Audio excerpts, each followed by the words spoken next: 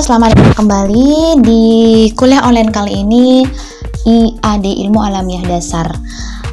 Sekarang kita akan belajar di materi alam pikiran manusia dan perkembangannya.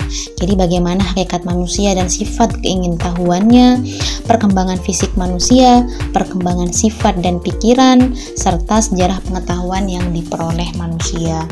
Nah, manusia itu memiliki ciri-ciri, memiliki organ tubuhnya yang kompleks dan sangat khusus, terutama otaknya.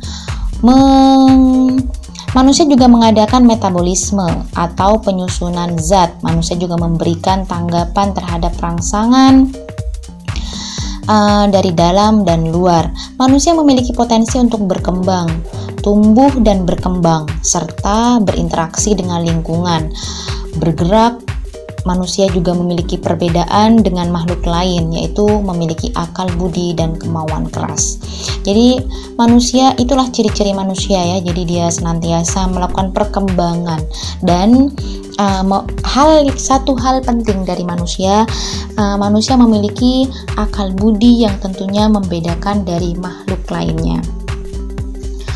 Kuriositas atau rasa ingin tahu dan akal budi.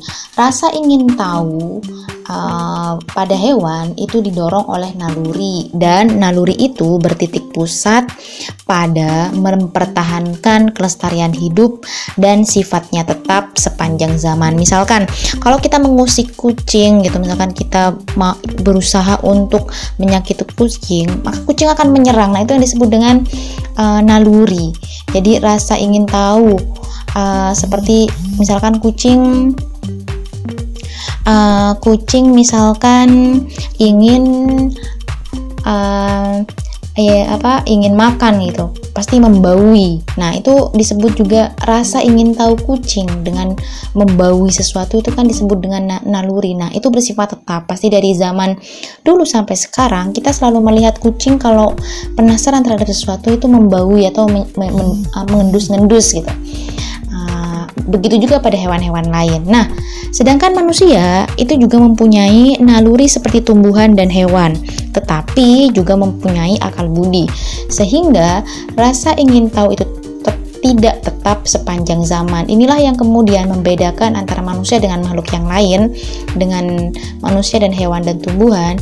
Jadi manusia, rasa ingin tahu manusia kemudian dibarengi dengan akal budi.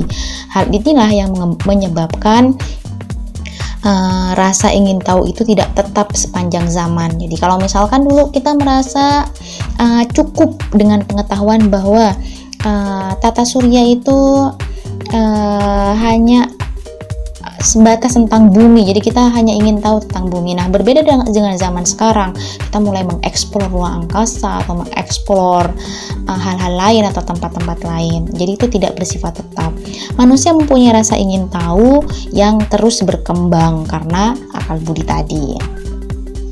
Lahirnya ilmu kealaman.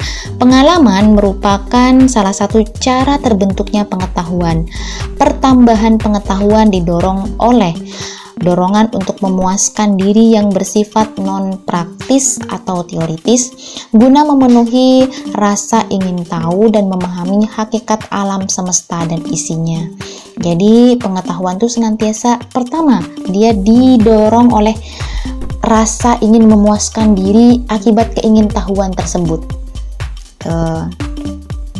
Dorongan praktis yang memanfaatkan pengetahuan itu untuk meningkatkan taraf hidup. Nah, kenapa kok manusia ingin memiliki rasa ingin tahu? Tujuan paling utama adalah meningkatkan taraf hidup yang lebih tinggi.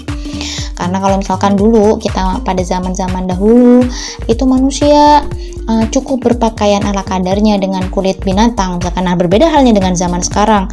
Pasti manusia mengeksplor, oh ternyata berpakaian itu bukan hanya dengan kulit binatang, tapi juga lewat pakaian atau model-model yang lebih semarak atau bahan-bahan yang bukan hanya dari kulit binatang tapi juga dari kain misalkan.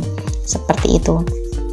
Kedua, dorongan ini menumbuhkan kemajuan ilmu pengetahuan. Jelas, karena dorongan memuaskan diri itu, maka ilmu pengetahuan akan semakin maju.